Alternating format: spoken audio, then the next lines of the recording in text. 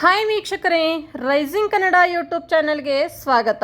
ನೀವು ತುಂಬ special, I love you ಎಂದು ರಶ್ಮಿಕಾ ಮಂದಣ್ಣ ಹೇಳಿದ್ದು ಯಾರಿಗೆ? ಬಹುಭಾಷಾ ನಟಿ ಎಂದೇ ಗುರುತಿಸಿಕೊಂಡಿರೋ ಕನ್ನಡದ ಬೆಡಗಿ ನಟಿ ರಶ್ಮಿಕಾ ಮಂದಣ್ಣ ಹೊಸದೊಂದು ಪೋಸ್ಟ್ ಸಖತ್ ವೈರಲ್ ಆಗಿದೆ. ರಶ್ಮಿಕಾ ಜಪಾನ್ ಟೂರ್ನಲ್ಲಿದ್ದು ಕೆಲವೊಂದು ಸ್ಪೆಷಲ್ ಫೋಟೋಗಳ ಜೊತೆಗೆ ಒಂದಿಷ್ಟು ಮಾಹಿತಿಯನ್ನು ಹಂಚಿಕೊಂಡಿದ್ದಾರೆ.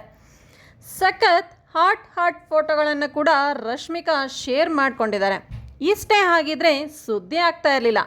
ಇದರ ಜೊತೆ ನೀವು ತುಂಬ ಸ್ಪೆಷಲ್, ಐ ಲವ್ ಯು ಅಂತ ರಶ್ಮಿಕಾ ಹೇಳಿರೋದು ತುಂಬಾ ಚರ್ಚೆಗೆ ಕಾರಣವಾಗಿದೆ.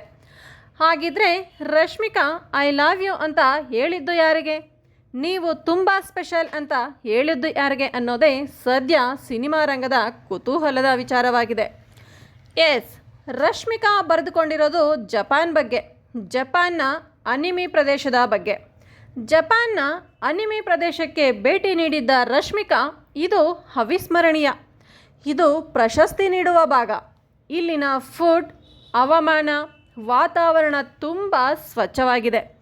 ಇಲ್ಲಿನ ಸ್ಥಳ, ಜನ ನಿಜಕ್ಕೂ ಸುಂದರ ಮತ್ತು ಅದ್ಭುತ. ಜಪಾನ್ ದೇಶ ಹಾಗೂ ಜನತೆಗೆ ಧನ್ಯವಾದ. ಐ ಲವ್ ಯು, ನೀವು ತುಂಬ ಸ್ಪೆಷಲ್ ಅಂತ ತಮ್ಮ ಸೋಷಿಯಲ್ ಮೀಡಿಯಾದಲ್ಲಿ ನಟಿ ರಶ್ಮಿಕಾ ಮಂದಣ್ಣ ಬರೆದುಕೊಂಡಿದ್ದಾರೆ. ಇವರು ಐ ಲವ್ ಯು ಅಂತ ಹೇಳಿದ್ದು ಜಪಾನ್ ದೇಶದ ಬಗ್ಗೆ.